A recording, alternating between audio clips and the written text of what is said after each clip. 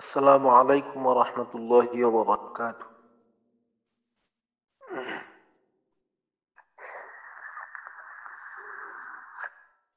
بسم الله الرحمن الرحيم. اللهم صل على محمد وعلى آل محمد كما صليت على إبراهيم وعلى آل إبراهيم إنك حميد مجيد.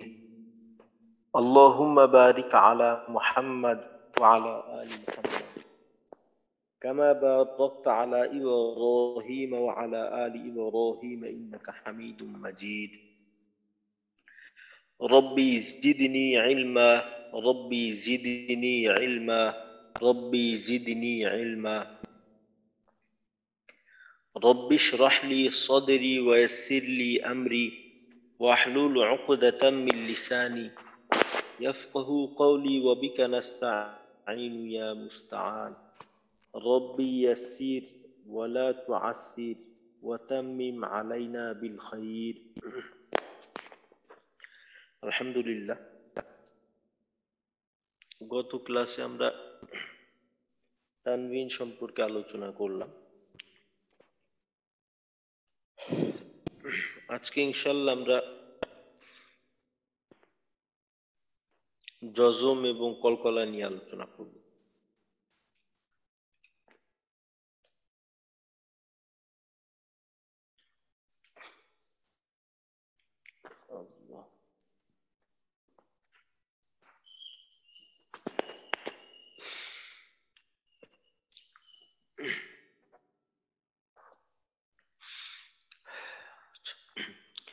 জজম বা সাকিন উভয়টাই বলা হয়। তো প্রথমে আমরা পড়ছিলাম হরকত। হরকত বলা হয় এক জবর হরকত বা হারাকাত বলা হয়। এক জবর এক জের এক পেশকে হারাকাত বলে। হারাকাতের উচ্চারণ তাড়াতাড়ি করতে হয়, তো যেটা কিনা বাংলায় আমাদের শর্ট চিহ্নের মতো।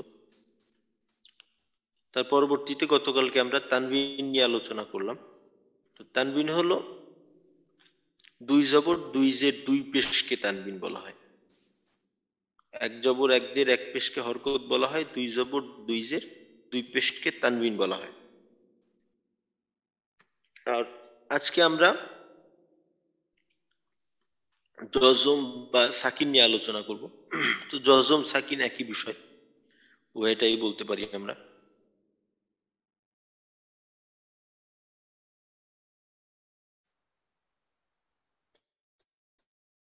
তো জজমের শব্দের যে অক্ষরটায় কোনো শর্ট চিহ্নের ব্যবহার করা হয় না, খালি অক্ষর, যেমন মনে করেন বললাম কালকে, তো এইখানে তিনটা অক্ষর বা দুইটা বলতে পারি কাল, যে আমরা যেমন বলি আগামী কাল। তো কাল, তো কয় আকার পরে একটা ল, কয়ে একটা আকার দেওয়া আছে, পরবর্তী লটা হলো খালি। তো এই খালি বর্ণনাটা যে উচ্চারণ করলাম, আরবির ক্ষেত্রে গতকালকে একটা বিষয় এটাও ছিল যে আরবির লেখার ক্ষেত্রে দেখা যায় অনেক হরফকে লেখা হয় কিন্তু ওইটা পড়ার মাঝে আসে। তো যে সমস্ত খালি হরফ পড়ার মাঝে আসে ওই সমস্ত হরফে এই জজম চিহ্ন ব্যবহার করা হয়, জজম দেওয়া হয়, বা এটাকে সাকিনও বলতে পারি, উভয়টাই ঠিক আছে। তো বাংলায় যেমন আমরা খালি হরফ উচ্চারণ করি, খালি বর্ণ উচ্চারণ করি, তো আরবির ক্ষেত্রে যেভাবে বাংলার ক্ষেত্রে খালি বর্ণটাকে উচ্চারণ করি, আরবির ক্ষেত্রে জজমালা হরফের উচ্চারণটাও ঠিক তেমন ভাবেই হবে। জজম এইখানে যেভাবে দেওয়া আছে, তো জজম আসলে কোরআন শরীফের মাঝে কয়েকভাবে এক এক সাফায় এক এক ধরনের লেখা হয়। তো সাধারণত হাফেজি কোরআন শরীফের ক্ষেত্রে জজমটাকে এইভাবে লেখা হয়। এটাকে একটু কালো করে দিই।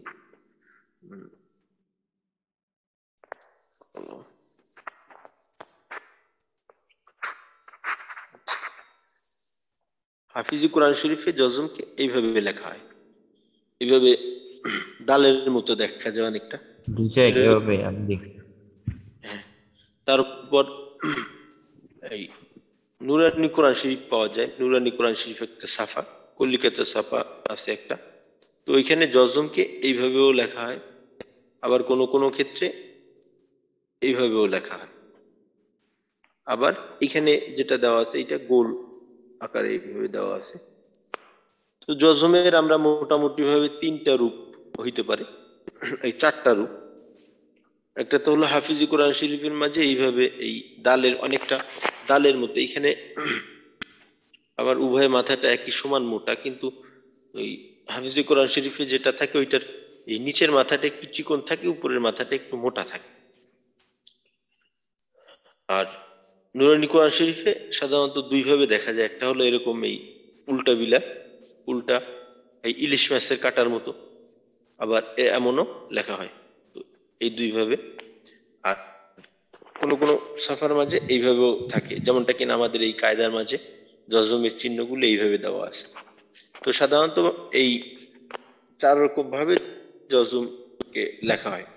তো চারোটার একই জিনিস, একই কাজ, এর কাজের মাঝে কোনো পার্থক্য নেই, একই রকম। তো জজম বা সাকিনওয়ালা হরফকে আমরা কিভাবে পড়বো?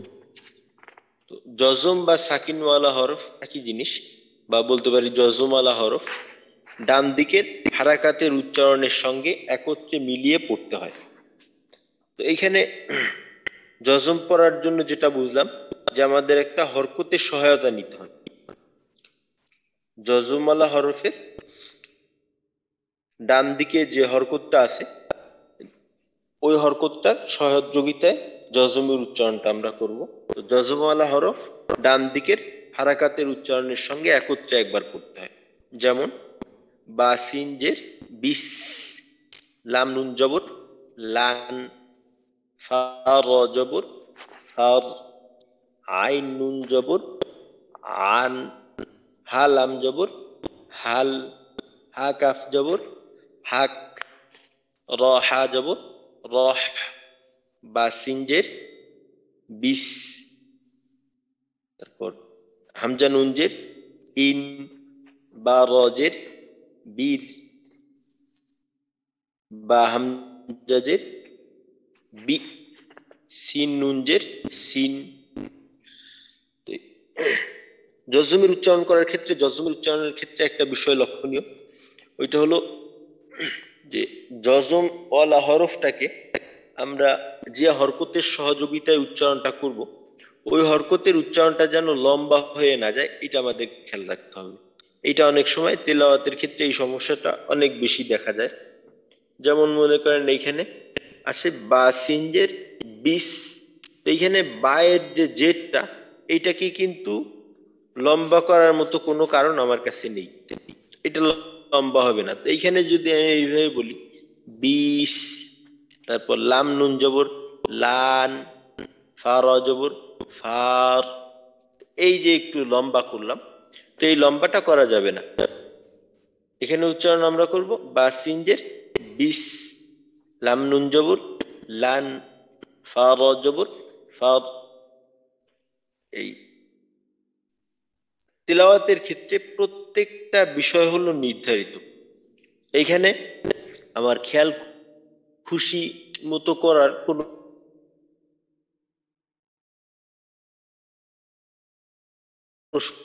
সুযোগ নেই।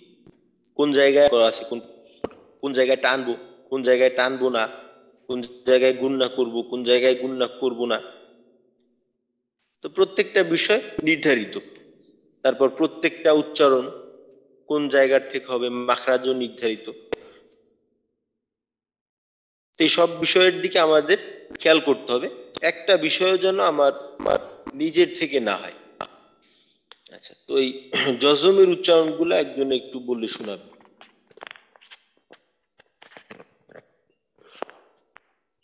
মাশাআল্লাহ, মামুন ভাই। জি ওস্তাদ। বিসমিল্লাহির রহমানির রহিম। বা সিন জবর বা সিনজের বিস, লাম নুন জবর লান, ফা র জবর ফার, আইন নুন জবর আন, হা লাম জবর হাল, হা কাফ জবর হাক, র হা জবর র সিন মিম জের আচ্ছা সিন মামুন ভাই, এই হায়ের উচ্চারণটা কিন্তু আরো গলার মাঝে একটু চাপ দিয়ে বলতে হবে, হলকের মধ্যখান থেকে। র রহ, র রহ, এইভাবে। আচ্ছা র হা জবর রহ সিন মিম জের সিন হামজা নুন জের ইন বা রজের বীর। এটা কি বলবো ওস্তাদ? বা আচ্ছা, হামজা এইটা জের হলো, বি হ্যাঁ, বা হামজাজের বি, হ্যাঁ, সিন নুন জের সিন কফ কফ লাম পেশ কুল হা মিম পেশ হুম লাম হা পেশ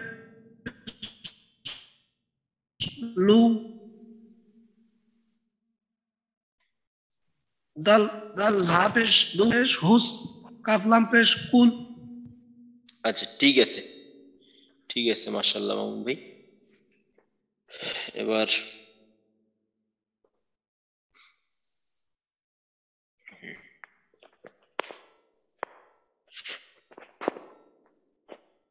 হ্যাঁ, রাসেল হোসেন ভাই, আপনি এই উপরের গুলা উপর থেকে আবার শুনুন, এই উপর 3 লাইন। উস্তাদ জি, বাসিন জের বিস, লাম নুন জবর লান, ফার ও জবর ফার, আইন নুন জবর আন, হা লাম জবর হাল, হা কাব জবর হাক, রহা জবর রহ, সিন মিম জবর সিন, হামজা নুন জের হ্যাঁ, ইং সিন মিম। জের সিম, আচ্ছা হামজা নুন জের ইং, বা রজের বীর, বা হামজা জবর বা হামজা জের বিহ, বি, সিন নুন বিহ, হ্যাঁ, এখানে সিন আওয়াজটাকে আটকে দিতে হয় এইভাবে, বা হামজাজের বি, বি, এইভাবে। বা হামজাদের বি, আচ্ছা সিন নুন জবর সিন নুন জের সিন, কফ লাম পেশ কুল, হামিম পেশ হুম, লাম হা পেশ লু, র ঝা পেশ রুজ, আচ্ছা, হা র না সদ কিন্তু এটা, দাল এইটা দাল, দাল জা দাল। পেশ দুজ। ওস্তাদ হ্যাঁ, জি বুঝতে রটা তো পারেন? হলো এইটা, এইখানে এই, হ্যাঁ এইটা হলো দাল জা পেশ দুজ, তো এইটা দুজ দাল হবে, র না, র হলো এইটা। হ্যাঁ, এইটা হলো র, দ্বিতীয় লাইনের জি ওস্তাদ শুরুটা জি হলো বুঝতে র, পারেন। এটা হলো দাল। জি, তারপর হা সদ পেশ হুস, কাফ লাম পেশ কুল। আচ্ছা ঠিক আছে, মাশাআল্লাহ রাসেল ভাই। এবার শহীদুল আলম ভাই, আপনি এর পরের লাইন শোনান, সবার শেষের লাইনটা এটা। এইটা, এইখান থেকে। আচ্ছা, হামজা র জবর আর, সিন জবর সা, লাম জবর লা, আরসালা। হামজা কাব জবর আক, র জবর র, মিম জবর মা, আকরমা। হামজা হা জবর আহ, মিম জবর মা, লাম পেশ লু, আহমালু। হামজা কাফ জবর আক, বা জবর বা, র পেশ রু, আকবারু। হামজা মিম জবর আম, র দুই জের রিন, আমরিন। হামজা ফা জবর আফ, লাম জবর লা, হা জবর হা, আফলাহা।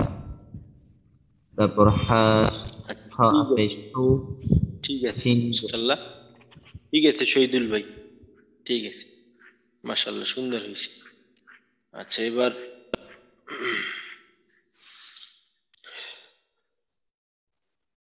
জিয়াউল হক ভাই, আপনি তারপরের লাইন শোনান। সাপে সু, সিনজের শি, খুশি, রত আজাবর রত, খুশি রত। নুন জবর না, সিনজের শি, নাসি, রত আজাবর রত, নাসি রত। আইন ইয়া জবর আই, নুন দুই পেশ নুন, আই নুন। কফ লাম জবর কল, বা দুই পেশ বুন, কল বুন। হামজা লাম জবর আল, হামিম জবর হাম, আল হাম। দাল পেশ দু, আল হামদু। তা কফ জবর তাক, রজের রি, তাক রি। ফা পেশ ফু, তাক রিফু। আচ্ছা ঠিক আছে, মাশাআল্লাহ। আচ্ছা মির্জা গোলাম হোসেন ভাই, আপনি এই শেষের লাইনটা আবার শুনুন।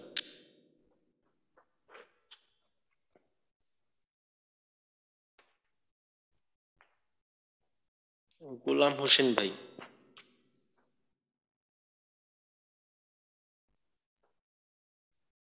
আচ্ছা গোলাম হোসেন ভাই নেই বোধহয়।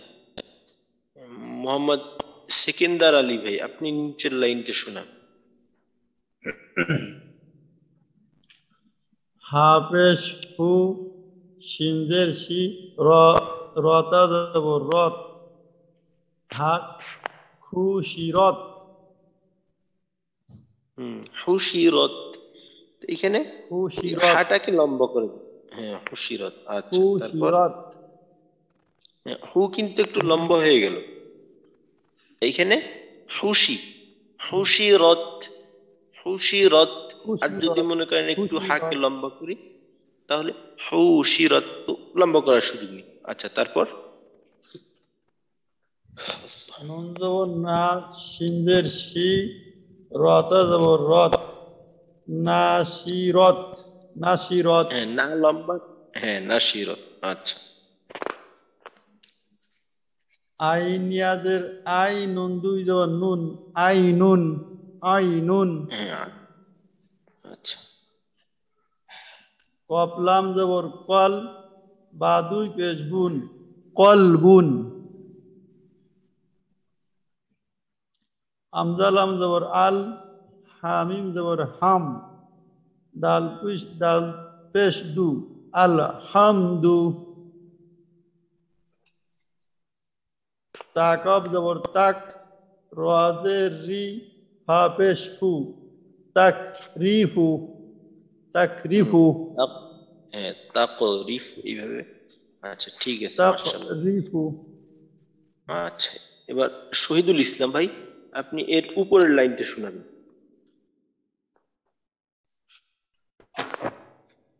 হামজা র জবর আর, সিন জবর সা, লাম জবর লা, আরসালা। হামজা কাফ জবর আক, র মিম র জবর র, মিম জম্মা, আকরামা। হামজা হা জবর আহ, মিম মিম জবর মা, লাম পেশ লো, আহমালু। হামজা কাফ, হামজা কাফ জবর আক, বা জবর বা, র পেশ রো, আকবারু। হামজা মিম জবর আম, র দুই জের রিন, আমরিন।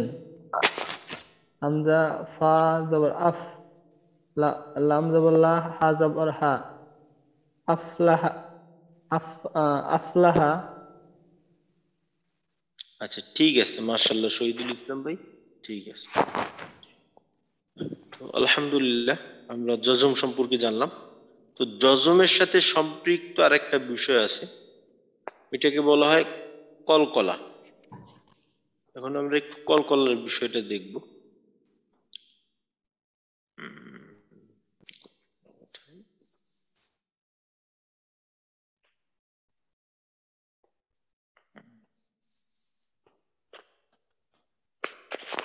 আচ্ছা,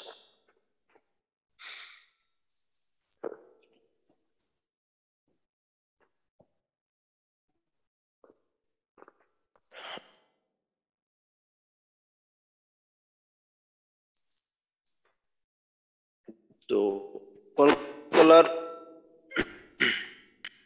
জানতে হবে, হরফগুলো আমাদের মনে থাকতে হবে। কলকলার হরফ হলো 5টি। কলকলার হরফ জিম, দাল, কফ, ত, বা, জিম, দাল। এই 5টা হরফকে কিন্তু আমাদের একেবারে মুখস্থটা, ঠোঁটস্থ, অন্তস্থ সবকিছু করে নিতে হবে। একেবারে ভালো মতো মুখস্থ করে নিতে হবে যে কলকলার হরফ 5টি, কফ ত বা জিম দাল। কলকলার হরফ 5টি, কফ ত বা জিম দাল।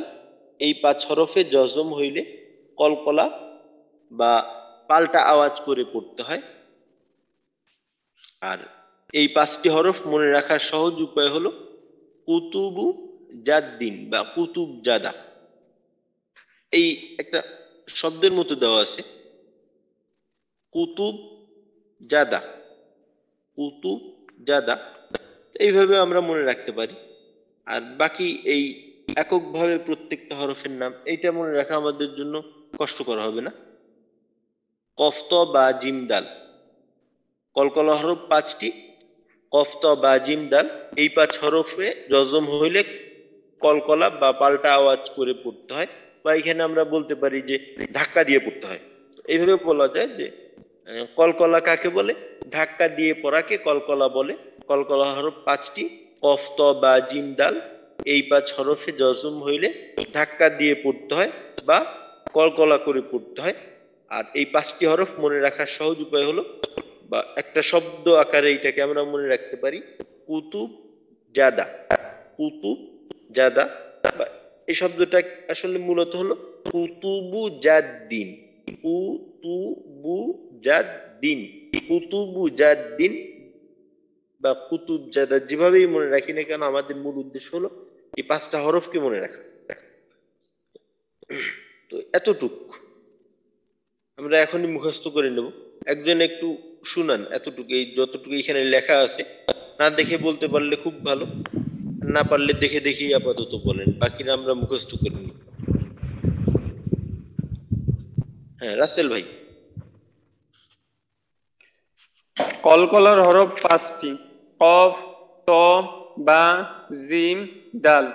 এই 5 এটা হরফের একবারে বলুন। জজম হ্যাঁ রাসেল ভাই, এই যে 5টা হরফ একবারে বলে দেবো এক নিঃশ্বাসে। কফ ত বা কলকলা হরফ জিম দাল। 5টি, কফ ত বা জিম দাল। হ্যাঁ এই 5 হরফের জজম বা সাকিন হইলে ধাক্কা বা প্রতিধ্বনি করে পড়তে হয়। জি যেমন আক, ইক, উক, আত। আচ্ছা, উচ্চারণ আমরা, আচ্ছা ঠিক আছে, উচ্চারণ আমরা একটু পরে করব। তো এখানে আরেকটা বিষয় বাকি আছে, কলকলার পরিমাণটা, ওইটা একটু পরে আসি। আচ্ছা মোহাম্মদ সিকেন্দার আলী ভাই। জি উস্তাদ, জি বলেন। কলকাতার হরফ জি 5টি, কফ কলকলা, ত বা জিম দাল। এর জি মনে রাখার সহজ উপায় হলো কুতুব জাদা। আচ্ছা ঠিক আছে। এবার গোলাম হোসেন ভাই। আসসালামু আলাইকুম রহমতুল্লাহ। ওয়ালাইকুম আসসালাম ওয়া রাহমাতুল্লাহ। বিসমিল্লাহির রহমানির রহিম।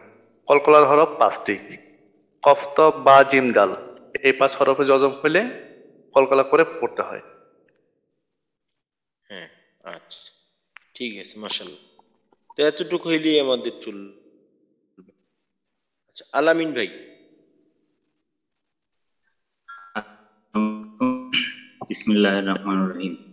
কলকলা হরফ হচ্ছে 5টি, কফ ত বা জিম দাল। এই 5টি হরফে জজম হইলে কলকলা বা পাল্টা আওয়াজ করে পড়তে হয়। আর এটিকে মনে রাখার সহজ উপায় হচ্ছে কুতুব জাদা। আচ্ছা ঠিক আছে, মাশাআল্লাহ। শহীদুল ইসলাম ভাই। কলকলার হরফ 5টি, কফ ত বা জিম দাল।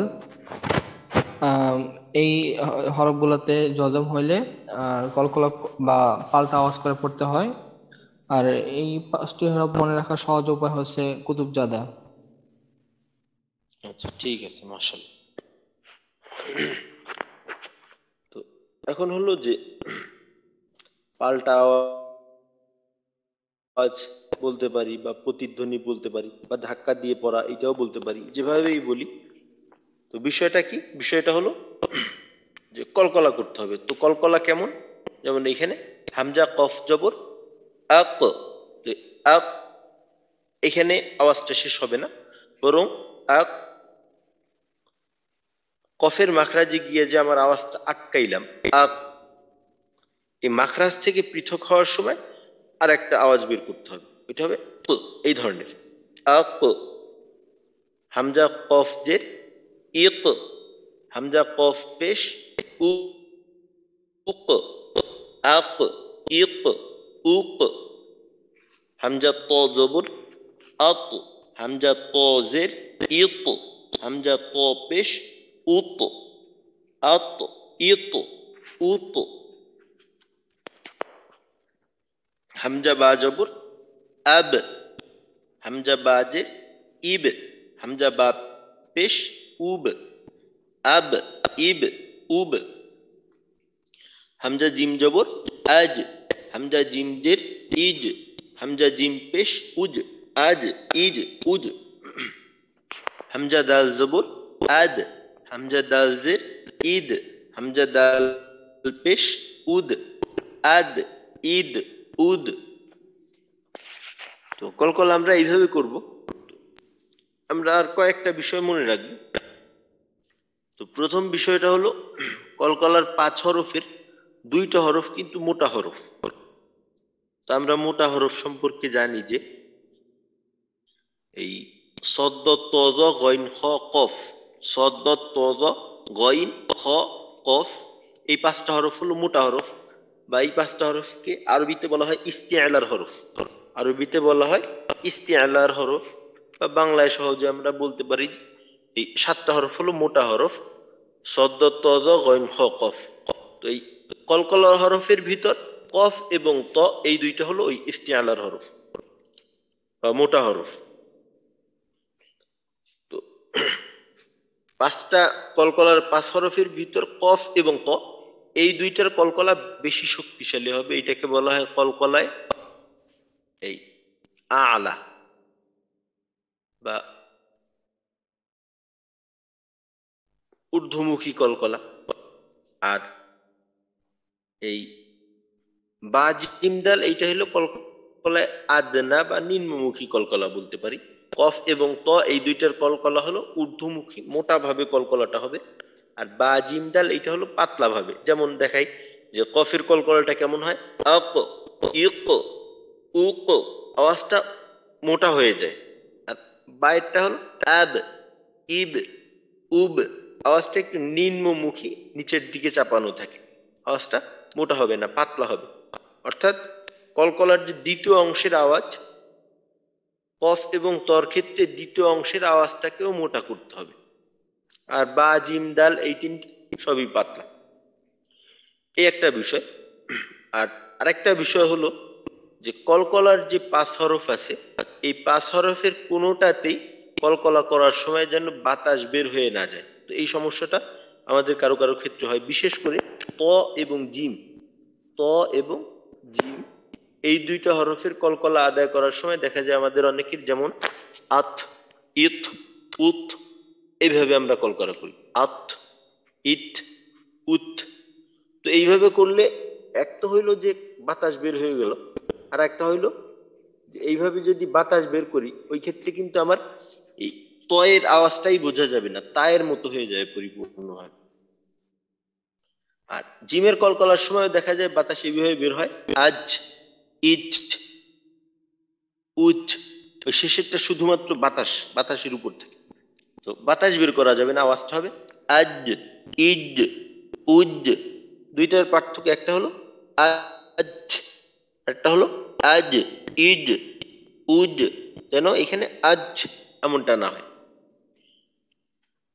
তো প্রথম বিষয়টা বললাম যে কফ এবং ত এই 2টার কলকলা মোটা করে করতে হবে, আর বাকি 3টা হলো পাতলা।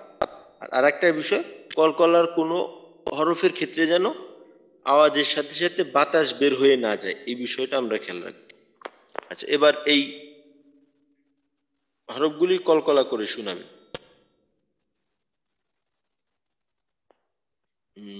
প্রথমে আছেন শহীদুল আলম ভাই। জি। হামজা কফ জবর আক, হামজা কফ জের ইক, হামজা কফ পেশ উক, আক, ইক, উক। হামজা ত জবর আক। একটা একটা কথা একটু যোগ করি। কথাটা হলো যে আচ্ছা শহীদুল ইসলাম ভাই আপনিই বলবেন, জবর জের পেশ এই তিনটা হরকতের উচ্চারণ যখন আমরা করব তখন আমাদের ঠোঁটের অবস্থাটা কেমন থাকবে?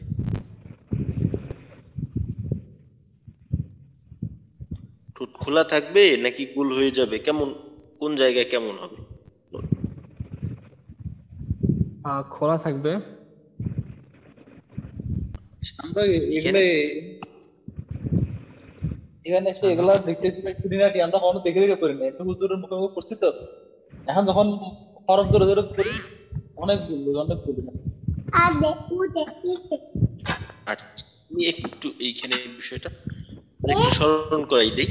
তো জবর এবং পেশ, জবর এবং জের এই দুই ধরনের হরকত উচ্চারণের সময় আমাদের ঠোঁটটাকে গোল খোলা রেখে উচ্চারণ করতে হবে। জবর এবং জের এই দুইটা হরকতের উচ্চারণ আমরা ঠোঁটকে খোলা রেখে করব। ঠোঁট খোলা বলতে কেমন? তো ঠোঁট খোলা বলতে মনে করেন আমাদের ঠোঁট কেমন থাকে?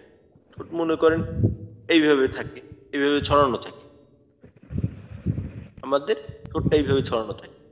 তো ঠোঁটের এই যে দুইটা কিনারা, এই দুইটা কিনারা যথাসম্ভব দূরত্বে রাখার চেষ্টা করবে। এটা স্বাভাবিকের থেকে যেন কাছে না আসে, বরঞ্চ আমাদের ঠোঁটের স্বাভাবিক অবস্থায় মনে করেন যখন আমরা কথা বলি না, ঠোঁটকে বন্ধ রাখি, ওই সময়টায় এই ঠোঁটের দুইটা কিনারা যতটা দূরত্বে থাকে, যখন আমরা জবর বা জেরের উচ্চারণগুলি করব ওই উচ্চারণের সময়টায় এই কিনারাটা স্বাভাবিকের থেকেও একটু দূরে রাখার চেষ্টা করব।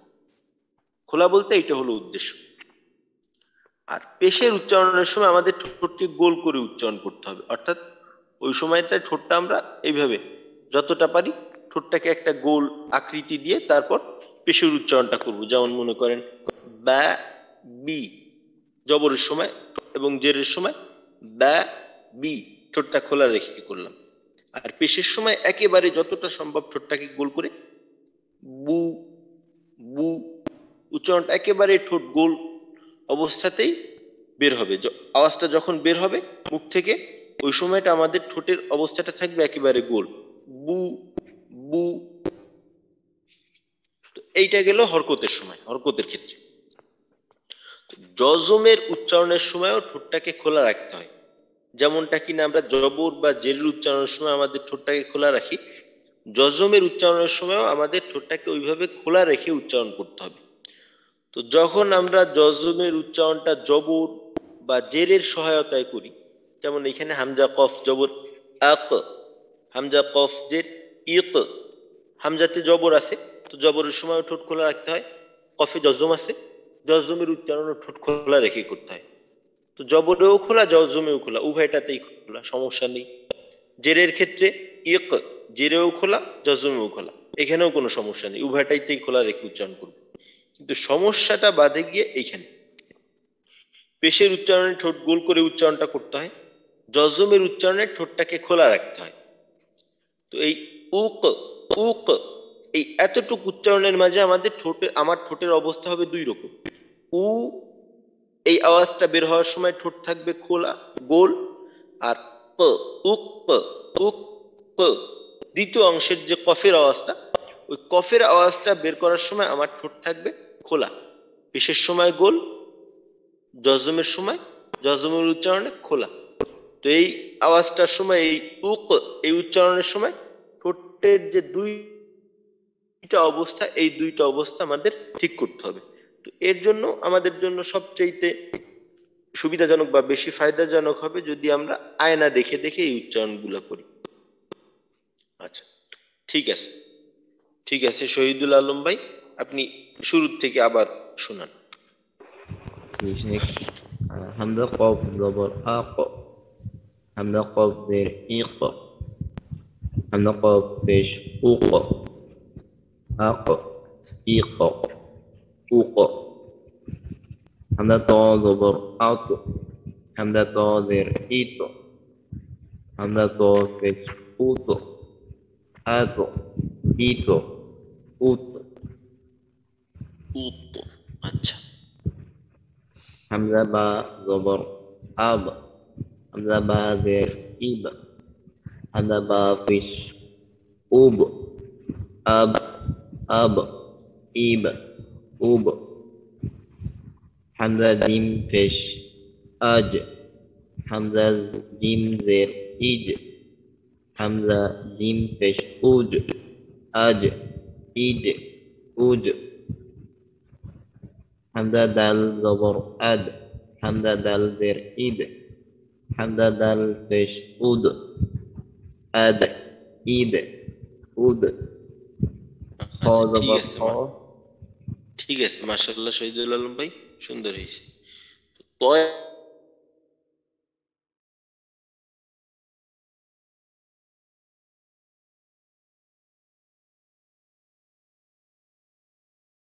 আওয়াজটা, এটাকে আমাদের সবার ক্ষেত্রে নয়ের ক্ষেত্রে আওয়াজটা, অর্থাৎ ওই প্রতিধ্বনি যেটা ফিরে আসে, ওইটাকে আমরা আরেকটু বড় করার চেষ্টা করবো আওয়াজটা। আচ্ছা, এবার মোহাম্মদ জিল্লুর রহমান ভাই শুনান। আসসালামু আলাইকুম ওয়া রাহমাতুল্লাহ।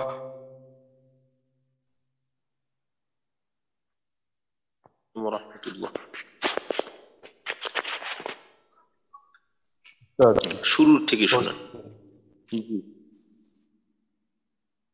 হামজাহ কফ জবর আক হামজাহ কফ জের ইক হামজাহ কফ জের পেশ উক হামজাহ ত জবর আত আচ্ছা হামজাহ জিল্লুর রহমান ভাই, এই কলার দ্বিতীয় অংশের যে আওয়াজটা, এটাকে কিন্তু ধরে রাখা যাবে না, এটাকে ছেড়ে দিতে হবে সাথে সাথে। যেমন আক ইক উক, তো এইখানে আক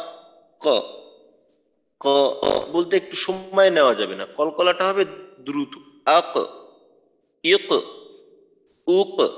তো এই কলকলার উদাহরণটা কেমন, মনে করেন যে একটা শক্ত মাটিতে, শক্ত মাটি বা শক্ত জায়গা, মনে করেন একটা দেওয়ালে উপরে যদি মনে করেন আমি একটা বল মারি, তো বলটা দেওয়ালে লাগার পর দেওয়াল থেকে পৃথক হইতে অনেক বেশি সময় নেয় নাকি মারার সাথে সাথে ফিরে আসে? মারার সাথে সাথে যেমনটা ফিরে আসে, তো কলকলার বিষয়টাও কিন্তু অনেকটা এমন, কলকলার বিষয়টাও অনেকটা এমন। তো এখানে সময় নিবে না, আওয়াজটা দ্রুত শক্তভাবে হয়ে যাবে। আক ইক উক। এইখানে আবার এই বোঝানোর জন্য আমাদের যেহেতু একটু সময় লাগে, এর থেকে বাঁচার জন্য আমি বলার ক্ষেত্রে একটু বাড়াইয়ে বললাম যে একটু বেশি তাড়াতাড়ি আসতে হবে। তো এইখানে দেখা যায় যে অনেক সময় অনেকের কলকলার ক্ষেত্রে আওয়াজটা এই যে আক ক ইক ক উক ক অনেক বেশি সময় নেওয়া হয়ে যায়, এবং কলকলার দ্বিতীয় অংশের যে আওয়াজটা, ওইটা অনেকটা হরকতের উচ্চারণের মতো হয়ে যায়। যেমন মনে করেন আমি যদি এইভাবে বলি আক ক ক, ক তো না, আক আক, এখানে আক ক এই ধরনের যেন না হয়, হরকতের উচ্চারণের মতো যেন না হয়। তবে এখানে একটা বিষয় আছে যে কলকলার আওয়াজটা কেমন হবে, এটাও কিন্তু একটা বিষয়। এইটা এই বিষয়টা তাজবিদের কিতাবাদির মাঝে উল্লেখ করা আছে যে কলকলার আওয়াজটা কেমন হবে। হরকত তো তিনটা, জবর জের পেশ। তো যদি আমি কলকলার আওয়াজটাকে এই তিনটা হরকতের সাথে তুলনা করতে যাই, তো কার কাছাকাছি? তো এই ক্ষেত্রে দুইটা মত, দুই ধরনের মত আছে। তো একটা হলো যে কলকলার আওয়াজটা সর্বদা, এখানে কিন্তু কোন হরকতের মতো হবে বলা হয়েছে, এখানে কোন হরকতের উচ্চারণটা পরিপূর্ণ না, কোন হরকতের কাছাকাছি। তো এই ক্ষেত্রে জবরের উচ্চারণের কাছাকাছি। প্রথম মতটা হলো যে কলকলার আওয়াজটা জবরের উচ্চারণের কাছাকাছি হবে। যেমন আক ইক ইক ইক, এই কলকলার দ্বিতীয় অংশের যে আওয়াজটা বের হয়, এটা তো কখনো কি বা কু এর কাছাকাছি শোনায় না। ক অনেকটা ক এর কাছাকাছি শোনায়, কফ জবর ক। তো প্রথম মতটা হলো যে জবরের কাছাকাছি হবে কলকলার আওয়াজটা। আর আরেকটা মত আছে যে কলকলার আওয়াজটা কলকলা হরফের পূর্বের হরফের যে হরকতটা থাকে, ওই হরকতের কাছাকাছি হবে, ওই হরকতের মতো করে হবে। যদি মনে করেন জবর থাকে, যেমন হামজা কফ জবর আক, তো এইখানে জবরের কাছাকাছি। হামজা কফ জের ইক, এইখানে জেরের কাছাকাছি, যেহেতু কলার পূর্বের হরফে জের দেওয়া আছে, তো এই কলকলার আওয়াজটাও ঠোঁট গোল করে বের করতে হবে। তো এই দুইটার ভিতরে অধিক গ্রহণযোগ্য মত হলো যে কলকলার উচ্চারণটা সর্বদাই জবরের কাছাকাছি থাকবে, সর্বদাই আমাদের জবরের কাছাকাছি রাখতে হবে। এখন কাছাকাছি পরিপূর্ণভাবে জবরের মতো করে না ফেলে, এইটা খেয়াল রাখতে হবে আমার। আচ্ছা জি উস্তাদ, জি বলেন। আমি এক জায়গায় শুনছিলাম এরকম যে কফ তো এই দুইটার ক্ষেত্রে কিছুটা ওকারের মতো এবং বা জিম দালের ক্ষেত্রে কিছুটা একারের মতো। আচ্ছা, এখানে এই ওকারের মতো বা একারের মতো বিষয়টা আসলে কি, বিষয়টা হলো মোটা এবং পাতলা। তো মোটা বোঝানোর জন্য হয়তো ওকার ওস্তাদ ওকারের মতো বলছে, তো আসলে মোটাটা পরিপূর্ণভাবে ওকারের মতো হয় না। মোটার আওয়াজটা একেবারে যদি হুবহু বলতে যাই, ওই ক্ষেত্রে কিন্তু ওকারের মতো হয় না। ওকারের মতো উচ্চারণ করতে গেলে একটু ঠোঁট গোল করতে হয়, তো ঠোঁটটাকে আমরা খোলা রেখেই করব। তো শুনতে আপনার মোটা আওয়াজগুলি, যেমন মনে করেন যে হামজা এই দদের উচ্চারণ দ, দুই, বু, আওয়াজটা একটু মোটা হওয়ার কারণে একটু ওকারের সাথে কিছুটা মিল থাকে। ওকারের আওয়াজটা একটু মুখ ভরে করতে হয়, যেমন কু, বু, বাংলার কয়কার কু, গয়কার গু, একটু মুখ ভরে আওয়াজটা করতে হয়। আর ইস্তেলা বা মোটা হরফের আওয়াজগুলোও কিন্তু মুখ ভরে আসে, যেমন ক, তৈ, কু। তো এই মোটা বুঝানোর জন্য হয়তো এই ওকার বললে থাকবেন, আসলে পুরো বিষয়টা কিন্তু এমন না যে ওকারের মতো হবে। যেমন আকু, আকু যদি আমি পরিপূর্ণ ওকারের মতো করি তাহলে কেমন হবে? আকু, আকু, কু না, আক, ইক, উক, এভাবে করতে হবে। তো এখানে আমরা খেয়াল করবো মোটা বা পাতলা, মোটা বা পাতলা এমন। পাতলা এবং কিছুটা জবরের মতো। আর প্রত্যেকটা উচ্চারণই জবরের মতো বলতে জবরের কাছাকাছি, অর্থাৎ ঠোঁটটাকে ওইভাবে খোলা রেখে আওয়াজটাকে করতে হবে, যেন আবার পরিপূর্ণভাবে হরকতের উচ্চারণের মতো না হয়ে যায়। যেমনটা কিনা আমাদের কারো কারো ক্ষেত্রে দেখা যায় যে বলতে গেলে আক ক, এই ক একেবারে কফ জবর ক এর মতো হয়ে যায়, এমনটা যেন না হয়। আচ্ছা ঠিক আছে। হামজা ঠিক আছে কফ জবর আক, হামজা কফ জের ইক, হামজা কফ পেশ উক। আচ্ছা হামজা হ্যাঁ, জিল্লুর রহমান ভাই, কলকলার দ্বিতীয় অংশের আওয়াজকে আরেকটু শক্তিশালী করার চেষ্টা করবে। আচ্ছা তারপর হামজা ত জবর আত, হামজা ত জের ইত, হামজা ত পেশ উত, হামজা বা জবর আব, আব, হামজা বা জের ইব, হামজা বা পেশ উব, হামজা জিম জবর আজ, হামজা জিম জের ইজ, হামজা জিম পেশ উজ, হামজা ডাল জবর আদ। এখানে জিল্লুর রহমান ভাই, এই জিমের যে কলকলাটা করা হলো, তো এখানে কিন্তু দ্বিতীয় অংশের আওয়াজটা অনেকটাই বাতাস মিশ্রিত হয়ে গেল, যে আজ এই ধরনের না, আজ, ইজ, উজ।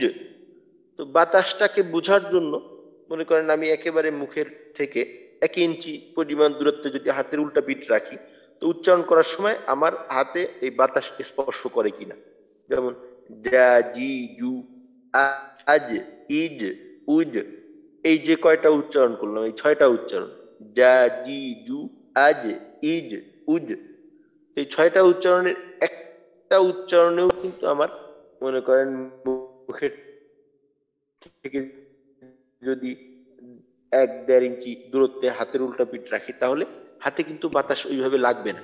যদি লাগে তাহলে বুঝতে হবে যে এখানে আমার বাতাসটা পরিমাণের থেকে যতটা নিয়ন্ত্রণ করার দরকার অতটা নিয়ন্ত্রণে নেই।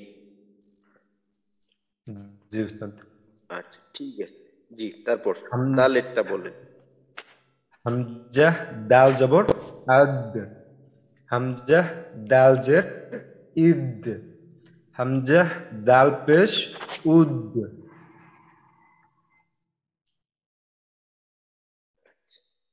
আচ্ছা ঠিক আছে, মাশাআল্লাহ ঠিক আছে।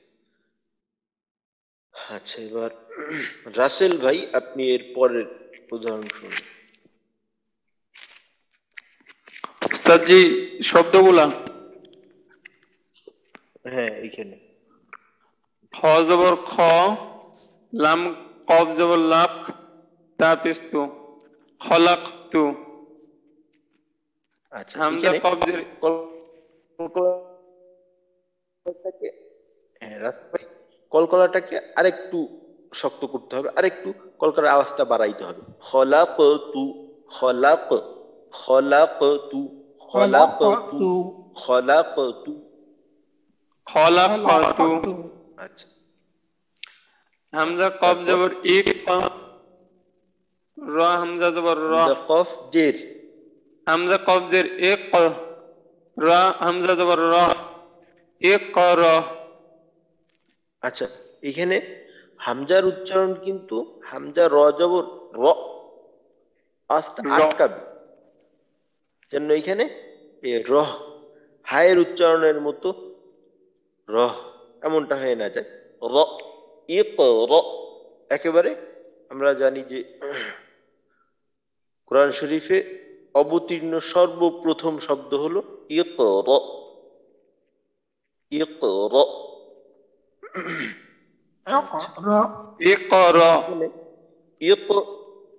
হ্যাঁ ইক কলকলাটা কিন্তু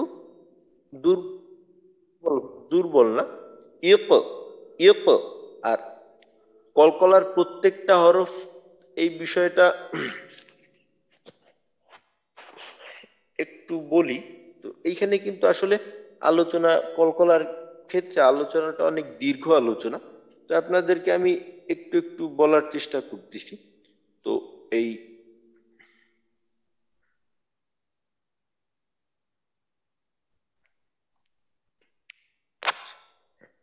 কলকলার যে হরফগুলি আছে, তো এইখানে কলকলা হওয়ার কিন্তু একটা কারণ আছে। কারণটা হলো যে কলকলার হরফগুলি যখন উচ্চারিত হয় বা কলকলা হরফ তার মাখরাজ থেকে উচ্চারণের জন্য উচ্চারিত হওয়ার ক্ষেত্রে দুইটা বিষয় আছে। একটা বিষয় হলো যে কলকলার এই কফ ত বা জিম দাল প্রত্যেকটা হরফই তার মাখরাজ থেকে উচ্চারণের সময় এমন ভাবে উচ্চারিত হয় যে আওয়াজের সাথে বাতাস থাকে না, অর্থাৎ বলা যাইতে পারে যে বাতাস বন্ধ থাকে। আর আরেকটা হলো যে এই ক্ষেত্রে কলকলা হরফের উচ্চারণের ক্ষেত্রে আওয়াজে পূর্ণ নিয়ন্ত্রণ থাকে, যে কারণে আওয়াজটা বন্ধ হয়ে যায়।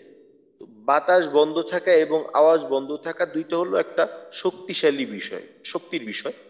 তো এই দুই শক্তি একত্রিত হয়ে যাওয়ার কারণে যখন জজম থাকে তখন আওয়াজটা তার মাখরাজি স্থির থাকে না, আওয়াজটা তার মাখরাজি স্থির না থাকার কারণে একটা প্রতিধ্বনি হয়। তো এইটা হলো কলকলা। তো কলকলাটা এটা হলো একটা শক্তির প্রতীক বলা যাইতে পারে, কলকলা হলো একটা শক্তির প্রতীক। তো এইখানে যদি আমাদের উচ্চারণগুলো একেবারে দুর্বল হয়ে যায় তো আমাদের উচ্চারণের মাঝে ওইটার বহিঃপ্রকাশ কিন্তু করতে হবে। তো উচ্চারণটা এরকম শক্তিশালী করতে হবে, শক্ত করতে হবে, উচ্চারণটাকে শক্ত করতে হবে। তো উচ্চারণটা যেন ঘুমানোর মতো হয়ে না যায়। যেমন মনে করেন এখানে উচ্চারণটা হলো ইক র, ইক র। তো এখানে যদি আমি বলি ইক র, ইক কলকল কফের কলকলাটা আমি ইক র এইভাবে করি, ইক বা ইক ইক। তো এইটা কিন্তু শক্তির প্রতীক হইল না, শক্তের প্রতীক হইল না। একটু শক্ত করে শক্তিশালী করে করবো। আর একটা বিষয় হলো একেবারে প্রাথমিক পর্যায়ের ক্ষেত্রে যে কোনো জিনিস শিক্ষার প্রাথমিক পর্যায়ে ওই সময় কিন্তু একটু বাড়াবাড়ি করে পড়তে হয়। ওই সময় আসলে অতটা গবেষণার বিষয় না। ওই সময়টা হলো একেবারে যে যতটুকু জানলাম ওইটাকে পরিপূর্ণভাবে আদায়ের চেষ্টা করা। এর একটা পরিমাণ অবশ্যই আছে, যে পরিমাণটা কম হবে, বেশি হবে, বা কোন পর্যায়ে হবে, এর একটা পরিমাণ আছে। কিন্তু এখন যেহেতু আমি প্রাথমিক পর্যায়ের, তো এখন আমার যে বিষয়টা বলা হইতেছে ওই বিষয়টা পূর্ণাঙ্গভাবে আদায়ের চেষ্টা করি। যখন এইটা পরিপূর্ণভাবে আমার আয়ত্তে চলে আসবে, ওই সময়টাই গিয়ে আমি এইটার পরিমাণের দিকে তাকাবো। আগেই যদি মনে করেন যে পরিমাণের দিকে লক্ষ্য করি, তো তাহলে কিন্তু আমার এই যে পূর্ণ এই বিষয়টাকে করার যে পূর্ণ যোগ্যতা, এটা কিন্তু আমার অর্জিত হবে না। তো এই জন্য বলা হয় যে মস্কের সময়, বিশেষ করে মস্কের ক্ষেত্রে, তো আমরা এখন মস্কই করতেছি কলকলার উচ্চারণ গুলা, তো মস্কের ক্ষেত্রে বা চর্চার ক্ষেত্রে প্রত্যেকটা বিষয়কে বাড়াবাড়ির সাথে করতে হয়। তাকাল্লুফি বলা হয়, বাড়াবাড়ির সাথে করতে হয়। তো এখানে আমরা বাড়াবাড়ি করব, আমরা কমের দিকে তাকাবো না। জি রাসেল ভাই, ইকরা। জি হামজা কফ পেশ উক, সিনজের সি মিম পেশ মু, উকসিমু। হামজা ত জবর আত, তারপর আইন জবর আ, মিম জবর মা, আত আত আমা। আচ্ছা, এইখানে রাসেল ভাই তয়ের যে দ্বিতীয় অংশের প্রতিধ্বনি ওইটা কিন্তু শোনা গেল না। আত আত আত, তো এইখানে যদি আমার আত আওয়াজটার তয়ের কার্যকারিতা এখানেই শেষ হয়ে যায় আত, তাহলে কিন্তু কলকলাটা বের হইল না। আত তো আত তো, যখন আমি তয়ের মাখরাজ থেকে পৃথক হব, ওই সময়টা একটা আওয়াজ বের করতে হবে। যেমন আতআমা আল্লাযী আতআমাহুম মিন জু'ইন, সূরা কুরাইশের মাঝে আছে আতআমা আতআমা, যেন আতআমা এমনটা হয়ে না যায়। আচ্ছা ঠিক আছে, মাশাআল্লাহ রাসেল। আচ্ছা ঠিক আছে, এরপরের থেকে গোলাম হোসেন ভাই শোনাবে। বিসমিল্লাহির রহমানির রহিম। মিম ত জবর মাত, লাম জবর লা, আইন পেশ উ, মাত লামু, মাত লাউ, মাত লাউ, ত জবর মাত লাউ। নুন ত জবর নুত, ফা জবর ফা, তা দুজে তিন, Nut fine মাতিন, Nut Fatin, Nut Fatin, একটু নুত ফাতিন। প্রয়োজনে একটু ধীর গতিতে বলে পরিপূর্ণভাবে আওয়াজটাকে স্পষ্ট করার চেষ্টা করব। Nut Fatin, Nut Fatin, Nut Fatin, Nut Fatin. আইন বাজের ইব, র জবর র, তা দুজো তান, ইব রতান। হাবা জবর হাব, লাম দুই জবর, লাম ওটা কি পেশ নাকি? লাম দুই, হ্যাঁ দুই পেশ। হাবা জবর হাব, লাম দুই পেশ লুন, হাব লুন। ওয়াতা জবর ওয়াত, বা দুই পেশ বুন, ওয়াত বুন। হ্যাঁ তাই হামজা জিম জবর আজ। আচ্ছা এইখানে সিকান্দার ভাই, ওয়াও জবর ওয়া, তাবা পেশ তুব, ওয়া তুব। ওয়াও জবর ওয়া, তাবা পেশ তুব, ওয়া তুব। আচ্ছা হামজা জিম জবর আজ। আচ্ছা ঠিক আছে, মাশাআল্লাহ গোলাম হোসেন ভাই, ঠিক আছে। এবার সিকান্দার আলী ভাই, জি আপনি পরের লাইন থেকে শুনুন। আমজা জিন জবর আজ, র দুই পেশ উস্তাদ জি এখানে। হ্যাঁ দুই পেশ। র দুই পেশ রুন, আজ রুন, আজ রুন। হ্যাঁ এইখানে এটা যেহেতু একই শব্দ, একটানে বলে শেষ করতে হবে। আর জিমের কলকলাটা আজ, আজরুন, আজরুন, আজরুন গায়রু মামনুন, আজরুন, আজরুন। আচ্ছা এখানে আরেকটা বিষয়, যেমন মনে করেন আমরা এখানে জিমে আওয়াজটাকে তিক্ত করব, আজ আজ। তো এই হামজার উচ্চারণটা আজ যেন কোনোভাবেই আজ রুন, এই আ একটু লম্বা হওয়ার সুযোগ না পায়। আজ আজ রুন। আজরুন আজরুন। তারপর হাজিম জের হিজ, র দুই পেশ রুন, হিজরুন হিজরুন কল হিজরুন।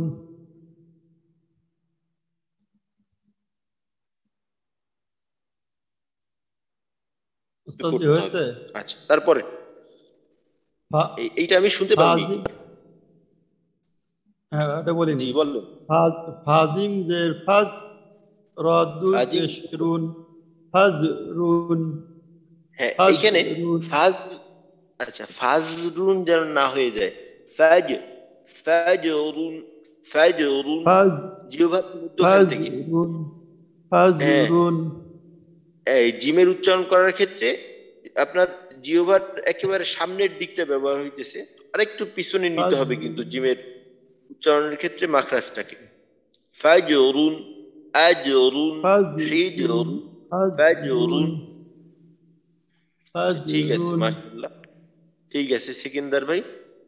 আচ্ছা এবার জিয়াউল হক ভাই, আপনি পরের থেকে শুনান।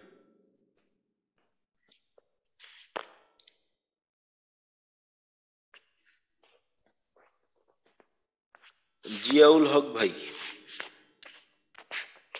আচ্ছা, জিয়াউল হক ভাই। আচ্ছা তাহলে মামুন ভাই শুনান, মামুনুর রশিদ ভাই। জি ওস্তাদ। ওস্তাদ আমি প্রথম গুলো একটু উচ্চারণটা করে শুনে আর শেষের গুলো বানান সহ করে পড়ি, আমার একটু সমস্যা হইতে পারে তো। হ্যাঁ বল।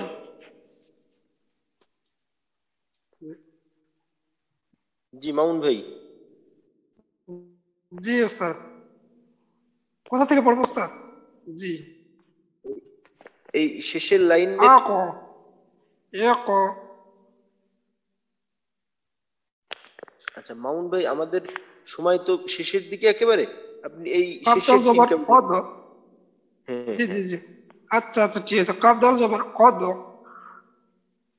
হামজা হামজা খা জবর আফ, লাম জবর লা, হা জবর হা, কদ আফ লা হা। আচ্ছা এইখানে সিন দাল এই এই দালের উচ্চারণটা করার সময় ঠোঁটটাকে আরেকটু খোলা রেখে আরেকটু যদি শক্ত করা যায়, যেমন কদ কদ আফলাহা, কদ কদ আফলাহা, আফলাহা, কদ যেন এইখানে আফলাহা।